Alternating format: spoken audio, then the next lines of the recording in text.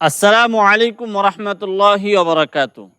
আপনি সুস্থ এবং অবসর, সুস্থতা এবং অবসরতা আল্লাহ সুবহানাহু ওয়া তাআলার পক্ষ থেকে গুরুত্বপূর্ণ দুইটি নিয়ামত। আর এই দুইটি নিয়ামত যার মধ্যে আছে তাদের অধিকাংশই ক্ষতিগ্রস্ত। আমি বলছি না, হাদিস বলছে।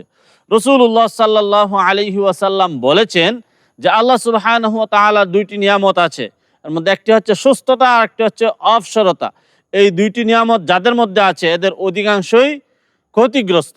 কারণ আপনি যদি অসুস্থ থাকেন তাহলেও পাপ কাজে জড়ানোর সম্ভাবনা কম, আর আপনি যদি অবসর না থাকেন তাহলে আপনি পাপ কাজে জড়িয়ে যাওয়ার সম্ভাবনা খুবই কম।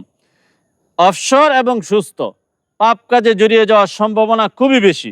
সেই হিসাবে আপনার আমার সবসময় চেষ্টা করতে হবে যে কোনো না কোনো কাজে যেন ব্যস্ত থাকি, অবসর সময় যেন আমরা না কাটাই, যাতে বন্ধু বান্ধবের সাথে কারো সাথে আমরা সময়টা কাটাই। অবসর থাকলে আপনাকে শয়তান ধোঁকা দিবে।